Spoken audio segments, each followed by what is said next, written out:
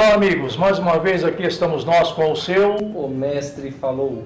A Bíblia Registrou. E estamos trazendo a vocês as interpretações dos textos bíblicos com um novo tema. Pastor, qual será a postura, como que vai estar a igreja que precede o arrebatamento na visão de Cristo? Nós precisamos iniciar, André, pelo capítulo 13, verso 25. E depois nós voltaremos ao capítulo 24. Tá. Mateus, né? Isso, capítulo 13, verso 25. 13 e 25. Mas dormindo os homens, veio o seu inimigo e semeou joio no meio do trigo e retirou-se. Lembre-se que aí, esse texto, em apreço, fala da parábola do trigo E do joio? E do joio, isto. Agora, qual a diferença entre o trigo e o joio? Aparentemente nenhuma. Nenhuma. Tanto que o senhor daquela vinha proibiu os seus funcionários de arrancarem o joio. Mas disse a eles, deixa aí até o tempo da colheita, eles vão crescer juntos. Não obstante, alguns exegetas e pensadores rejeitarem esta visão de Cristo para a igreja, eu, entretanto, penso que Cristo está mostrando aqui como há de ser a igreja, como há de agir a igreja próximo do arrebatamento. Ou seja, lembra-se que ele citou, também Mateus registrou, estarão 2 no campo, um será tomado. Outro será deixado. Estarão 2 no moinho. Mesma situação. Um será tomado. Outro será deixado. Agora, eu não posso acreditar que ele estará tratando aqui de uma questão numérica. Vai subir 50%, vai ficar 50%. Absolutamente. Penso e entendo que ele está falando, sim, de 2 pessoas frequentando a mesma instituição religiosa com o mesmo fervor. E um deles não estará pronto para o arrebatamento. Um deles, de forma consciente ou inconsciente, não se sabe, estará sim servindo ao espírito do anticristo. Quando não, observe aí João, 1 João, capítulo 2, verso 18. João 2,18. Filhinhos, é já a última hora. E como ouviste que vem o anticristo, também agora muitos se têm feito anticristos, por onde conhecemos que já é a última hora. Ora, João está falando do quê? Da igreja que precede o arrebatamento. E é muito interessante a maneira como João o descreve. Diz, o anticristo vai vir. Mas antes que ele venha, dentro das instituições religiosas, já terão pessoas esperando. Aqui Paulo dá a corroboração em 2 Tessalonicenses, no capítulo 2, dizendo que já o espírito da iniquidade opera, havendo um que o resiste. o grande problema lá do joio, quando os empregados perguntam para o patrão quem foi que semeou o joio, sendo que ele só semeou a boa semente, o que ele disse? E o senhor já leu? Eu já li? O senhor acabou de ler? Agora? O que ele disse? Os homens dormiram. Ah, tá. Ele fez isso. Então vai, retorna. Observe, lá na parábola do joio e do trigo, quando os funcionários procuram o patrão para saber dele qual a origem do joio, sendo que ele só semeou a boa semente, o que ele responde a eles? Que os homens dormiram e o inimigo foi Pois isso. Ou seja, os líderes, aqueles que têm a revelação da palavra, esqueceram de ministrá-la.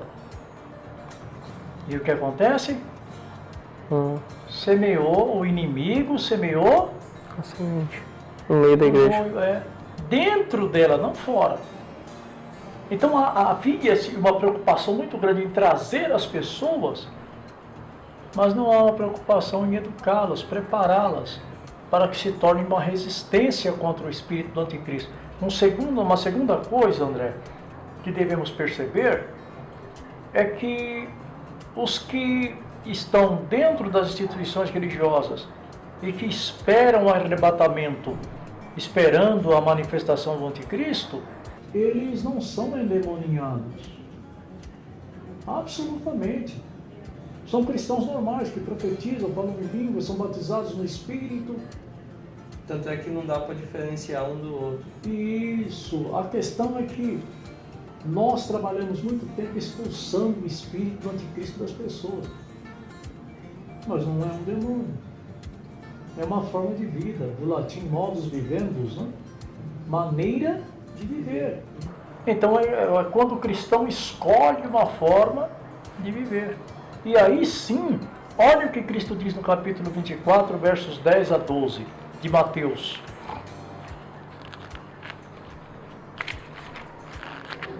É muito interessante isto, porque não é um demônio. O espírito do anticristo não é um demônio, e sim uma maneira de vida, uma forma de viver.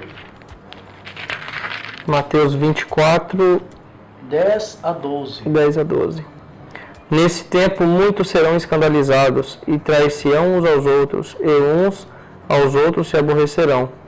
E surgirão muitos falsos profetas, e enganarão a muitos, e por se multiplicar a iniquidade, o amor de muitos esfriará. Ou seja, nesse contexto caótico quanto à espiritualidade dos cristãos, vão aparecer pessoas traidores, pessoas fazendo o mal para o seu próprio irmão, pessoas que vivem na iniquidade do dia a dia e por isso não conseguem amar.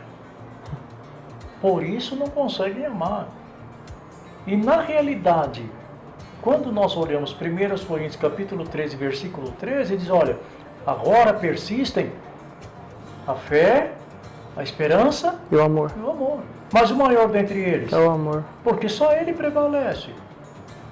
Ter fé é necessário, crer é necessário, ter esperança é necessário, mas só o amor salva. Imagine uma igreja cheia de pessoas sem amor. Vai deixar as pessoas morrer espiritualmente. É interessante o senhor tocar nesse assunto. Como que vai estar a igreja? Por exemplo, vai estar com muito milagre? Vai estar acontecendo o quê? Aí A Bíblia está. trata sobre isso? Sim, aí é que está, porque o espírito do anticristo vai exatamente fazer tal coisa, os sinais e milagres e as maravilhas. Mas pensem que são só coisas terrenas. São só coisas terrenas. Não vai ser salvação. Ou seja, Só. é bem próximo de um evangelho Da da prosperidade. prosperidade, onde os ministrantes usam a hipnose exoriana, usam a PNL, programação neurolinguística, e o coaching. Ou seja, é a mensagem para induzir a pessoa a ser um conquistador, não a ser um cristão e ter amor. E nós veremos na sequência, posteriormente, nós veremos na visão de outros, como João, Paulo, Pedro, e há de se observar que eles trataram também deste assunto. Olha o verso 24 desse mesmo capítulo 24. 24 de Mateus. Porque surgirão falsos cristos e falsos profetas, e farão tão grandes sinais e prodígios, que, se for possível, enganariam até os escolhidos. Respondeu a questão do Senhor, se vai ter milagre, profecia, e depois Cristo diz, naquele dia eu colocarei os cabritos à esquerda e as ovelhas à direita. E estes da esquerda então me dirão, mas Senhor, no teu nome profetizamos, fizemos maravilhas. Curamos. E há um outro texto que o evangelista registra em que Cristo disse assim, ó, apartai-vos de mim, maldito, que não vos conheço. Tive fome e não me deste de comer, tive sede e não me deste de beber. Estive preso e não me visitastes. Estive enfermo e também não me visitastes. Aí eles respondem, mas Senhor, quando foi que fizemos isso? Então, quando deixaste de fazer a um dos meus pequeninos. Falta de amor. Porque eu só posso servir a Deus se eu servir ao Senhor. O meu próximo. O meu próximo. E é interessante que ele diz, olha, falsos cristos. Não é pessoa dizendo, olha, eu sou o Cristo. Não é isso não. A palavra Cristo significa ungido. Ungido. São Nossa. falsos Ungidos. apóstolos, pastores, evangelistas, bispos, reverendos, que aparecem ministrando e fazendo milagres e, se possível, enganariam até. Os escolhidos. Não há tantos escolhidos que estão indo para, oh, fulano é o homem de Deus. Por quê? Ah, porque ele cura o Beltrano. Porque curou o ciclano. Mas aí é que está. Mas ama as pessoas? Ou curou só para ter nome? Para ter um retorno qualquer? Para finalizarmos a visão de Cristo quanto a condição, Os versos 38 e 39, né, do capítulo 24 de Mateus. Isso. Portanto, assim como nos dias anteriores ao dilúvio, comiam, bebiam, casavam-se e davam-se em casamento até o dia em que Noé entrou na arca. E não perceberam até que veio o dilúvio e os levou a todos. Assim será também a vinda do Filho do Homem. é muito interessante. Primeiro, olha, ele disse que por se aumentar a iniquidade na igreja, o amor, E muito se esfriará. e diz, porventura quando vier o Filho do Homem achará fé Fé na terra. Sem amor, Sem fé. e agora preocupado com o social, materialista. Materialista. Ou seja, nos dias de Noé, todo mundo comprava, vendia, casava e ninguém está nem esperando o dilúvio. O dilúvio que já vinha sendo anunciado desde os tempos do bisavô do Noé. E ninguém se preocupa. Nossa. Hoje a preocupação é o quê? Que Deus me tire do fundo do poço, que Ele me livre do abismo. Mas eu não estou preocupado com a salvação das pessoas, com a libertação das pessoas. Não estou preocupado com o arrebatamento, em me aperfeiçoar, santificar, me converter. Eu me preocupo com o social, ter saúde, ter dinheiro, ter uma boa família, viver bem, evitar escândalos. Mas ele disse, olha, vai ser assim. Mas ele disse, olha, vai ser assim. Ninguém vai estar esperando. E aí é que está.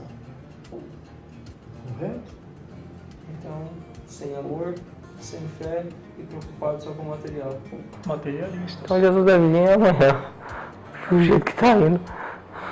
Certamente Misericórdia. ele tem misericórdia de alguns outros que ainda precisam chegar. Né? Então, você, amigo, nós nos encontraremos certamente no seu próximo O mestre falou. A Bíblia Registrou. E estamos trazendo as interpretações dos textos bíblicos. Até lá, fique na paz, prossiga na fé e proceda sempre com justiça, porque estaremos certamente contigo novamente, se Deus disser que. Sim.